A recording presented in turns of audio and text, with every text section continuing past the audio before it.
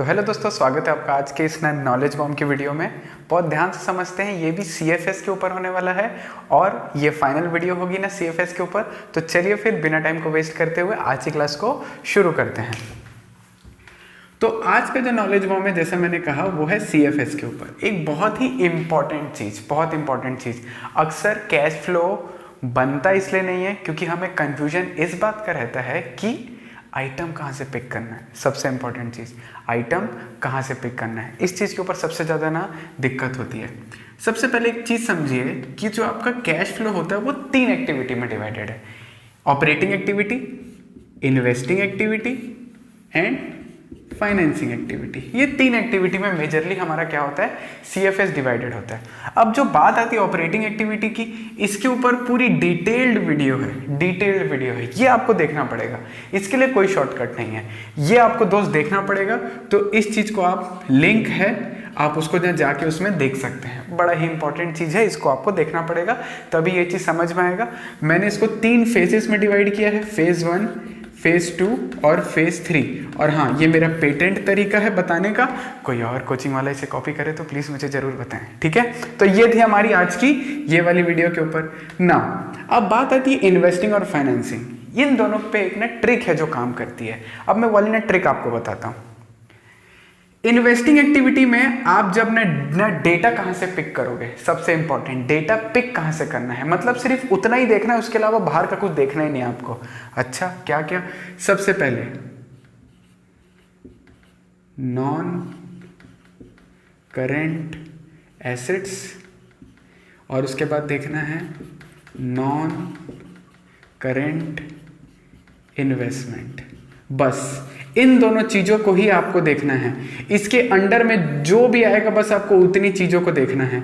जो भी इसके अंदर आएगा, फिक्स एसेट्स आएंगे, टेंजिबल एसेट्स आएंगे, उनको देखना है। इसके अलावा आपको बाहर कुछ भी नहीं देखना है। यानी कि जब आप इन्वेस्टिंग एक्टिविटी में जंप करोगे, इन्वेस्टिंग एक्टिविटी आप बनाओगे, आपको डेटा कहाँ से पिक करना है, सिर्फ non current asset, basically fix assets की बात हो रही है, और नॉन करेंट इन्वेस्टमेंट यानी कि फिक्स इन्वेस्टमेंट की बात आ रही है। इसका मतलब हमको करेंट एसेट को देखना ही मत, इग्नोर, टोटल देखेंगे नहीं अपन। कहां पे अपनी बात आ गई, नॉन करेंट एसेट और नॉन करेंट इन्वेस्टमेंट, सिर्फ यहीं पे देखेंगे।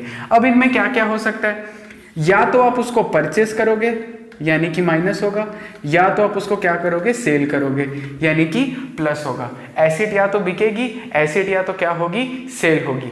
इनका जो वर्किंग नोट होता है उसकी भी डिटेल्ड वीडियो है, आप जाके उसमें देख सकते हैं। बहुत लंबा चौड़ा मैंने एकदम डिटेल में जाके समझाया था हर केसेस को, तो प्लीज उसको देख लीजिए। आपका कैश फ्लो 6 नंबर पक्का हो जाएगा। परचेस माइनस होता है, सेल प्लस होता है। क्या सर इसके अलावा और कुछ आता है? नहीं। नॉन करेंट एसेट अगर आप परचेस कर रहे हो तो माइनस, नॉन करेंट एसेट अगर आप बेच रहे हो तो प्लस। बेच रहे हो तो पैसा आ रहा है, खरीद रहे हो तो पैसा जा रहा है, बात खत्म। नॉन करेंट इन्वेस्टमेंट, ऐसी इन्वेस्टमेंट जो लंबे समय के लिए करी जाती है। मान लो आपने FD करा दी, या कोई डिबेंचर्स आपने ना ले लिया, किसी कंपनी में शेयर इन्वेस्ट कर दिए, ये सब आपके लिए क्या होगा, नॉन करेंट इन्वेस्टमेंट यानी लॉन्ग टर्म इन्वेस्टमेंट है आपकी। आपने लंबे समय के लिए पैसा इसमें फंसा के रखा है, जिसकी एज 1 साल से ज्यादा है, ठीक है, वो हमारे लिए क्या हो गई, नॉन करेंट इन्वेस्टमेंट। अगर आप इन्वेस्टमेंट और खरीदोगे तो माइनस होगा, इन्वेस्टमेंट आप बेचोगे तो प्लस होगा।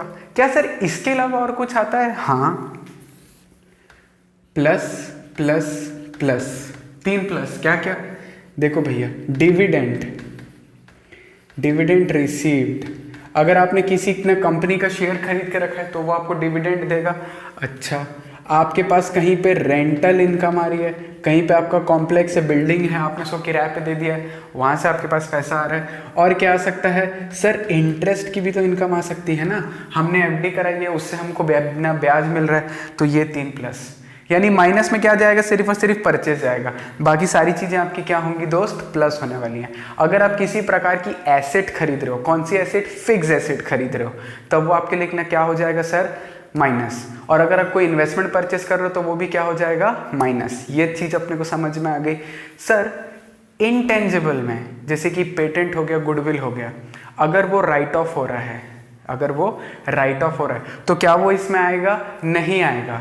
वो कहाँ जाता है, ऑपरेटिंग एक्टिविटी में। उसे हम कहते हैं एमोर्टाइज, यानी कि goodwill, patent, until unless sale की इंफॉर्मेशन ना दी हो, कि भैया पेटेंट बिक रहा है या फिर गुडविल बिक रही है, ऐसे करके इन्फॉर्मेशन ना दे हो तब तक तुम उसमें नहीं डाल सकते। अगर ऐसा कुछ भी नहीं दिया है, it is considered as amortization. अगर गुडविल की वैल्यू डाउन हो रही है, एमोर्टाइज, पेटेंट की वैल्यू डाउन हो रही है, एमोर्टाइज, अनटिल अनलेस सेल की इंफॉर्मेशन ना दी हो। सेल दी है तो फिर यहां आ जाएगा। क्लियर ये वाली बात? चलिए अब बात करते हैं फाइनेंसिंग एक्टिविटी की। बम इजी। इसमें किस पे फोकस करना है मैं लिख के बता देता हूं आपको डायरेक्ट। शेयर कैपिटल यानी कि इक्विटी पे करोगे, और किस पे करोगे ना, प्रेफरेंस शेयर पे, और किस पे करोगे, डिवेंचर पे, और किस पे करोगे, लोन पे, या अर्थात अपन लोग इसको क्या बोल सकते हैं, लॉन्ग टर्म बोरोइंग। हम इसको और क्या बोल सकते हैं, लॉन्ग टर्म बोरोइंग भी बोल सकते हैं। ठीक है, ये हमारे किस पे न चलेंगे, ये हमारे चलेंगे शेयर कैपिटल पे, और ये हमारे चलेंगे किस पे, लॉन्ग टर्म बोरोइंग में। आई बात समझ में? इक्विटी में ये चलेंगे और हमारे पास ये कहाँ जाएंगे, लॉन्ग टर्म बोरोइंग। अच्छा, जैसे यहाँ पे हम फिक्स एसेट देखते थे, यहाँ पर हम देखेंगे लॉन्ग टर्म लाइबिलिटी, यानी कि सिर्फ और सिर्फ कैपिटल पे फोकस होगा, और किस पे फोकस होगा हमारा, या लंबे समय के लिए लिया गया लोन, बैंक लोन हो गया, डिवेंचर हो गया, सिर्फ उसको आपको देखना है, इसके अलावा कुछ भी नहीं देखना है। अब इससे क्या होगा, सारी चीजें प्रिसाइज हो गई, बहुत छोटी हो गई, बहुत ज़्यादा छोटी कर दिया गया हमने। सर तो आप करंट लायबिलिटी और करंट एसेट को क्यों नहीं खेल रहे हो, वो दोनों आइटम तो बच गए आपके। क्यों? फेज जो 2 है इसमें हम increase in CA, decrease in CL, decrease in CA, increase in CL करते हैं कि नहीं, ये सारी चीज़ें यहाँ चली जाती हैं, यानी कि हम बैलेंस शीट के सारे आइटम खेल लिए। अच्छा, सीए और CL, current asset current liability को तो ऑपरेटिंग में हो गया, फिक्स एसेट्स कहाँ आ गई, इन्वेस्टिंग में, फिक्स लायबिलिटी कहाँ आ गई, बोलो, सारे आइटम आपने ना कवर कर लिए। बैलेंस शीट का अगर मैं बनाऊं, कितनी पार्ट होता है, एक हमारा क्या होता है, कैपिटल, एक होता है लॉन्ग टर्म बोरोइंग, और एक होती है करंट लायबिलिटी, ये एक पार्ट होता है। फिर और क्या होता है, यहाँ पे होता है फिक्स एसेट्स होता है, और होता है हमारा करंट एसेट। ये दोनों तो कहाँ चले गए, ऑपरेटिंग एक्टिविटी में। फिक्स एसेट कहाँ चले गई, इन्वेस्टिंग एक्टिविटी में। लॉन्ग टर्म बोरिंग और कैपिटल कहाँ चले गया हमारा, ये हमारा चले गया फाइनेंसिंग एक्टिविटी में। बस शेयर इशू किए, पैसा आया, डिवेंचर इशू किए, पैसा आया, लोन लिए, पैसा आया, प्रेफरेंस शेयर इशू किए, पैसा आया। इशू करोगे पैसा आएगा, याद है, कंपनी की पहली entry bank account debited to share application, debenture की पहली entry bank account debited to debenture application, पैसा आता है जब भी हम इशू करते हैं। क्लियर हुआ ये वाली बात? ओके सर इसमें और कुछ आता है कि हाँ, माइनस इंटरेस्ट पेड। अच्छा, इंटरेस्ट रिसीव्ड इनकम हुई, interest paid financing activity, yes, minus dividend paid. How moto GP के रेसर आज ही दे ले सारी रेस। ठीक है, डिविडेंड पेड मिला तो वो मेरी इन्वेस्टिंग किया था तब मिला, लेकिन अब यहाँ पर क्या करना पड़ता है, कंपनी को डिविडेंड पे करना पड़ता है। अच्छा सर और कुछ आता है क्या, हाँ, redemption of debenture, redemption of debenture या फिर प्रेफरेंस शेयर, जब हम इनको क्या करते हैं, पे करते हैं। और क्या सर, लोन को पे करते हैं, लोन पेमेंट। ओके सर, एकदम इजी था, कोई टेंशन की बात नहीं है। ये पूरा का पूरा फिक्स्ड एसेट्स में खेल रहा है। फिक्स्ड एसेट अगर हमने खरीदी तो माइनस, बेची तो प्लस। 3 प्रकार की इनकम होती है, rental income, interest income, dividend income. ठीक है, क्योंकि हमने पैसा इन्वेस्ट किया तभी तो मिल रहा है। ओके, फिर यहाँ पर आते हैं कैपिटल और long term borrowing. Equity issue किए तो प्लस, रिडीम किया तो माइनस। फिर उसके बाद प्रेफरेंस शेयर इशू किए तो प्लस, रिडीम किया तो माइनस। डिवेंचर इशू किए तो प्लस, क्योंकि हमने मार्केट में दिए पैसा मिला, और हमने बैंक से लोन लिया तो क्या हो जाएगा हमारे लिए, प्लस, लोन रीपे किया, माइनस। और क्या होता है, जैसे यहाँ पे ये न 3 चीज प्लस हुई थी, यहाँ पे ये 3 चीज क्या हो जाएगी, यहाँ पे न 2 चीजें आती हैं, इंटरेस्ट पेड, डिविडेंड पेड, बात खत्म। Redemption of debenture, preference share और लोन की पेमेंट, बात खत्म। इसके अलावा आपको कुछ भी नहीं करना है।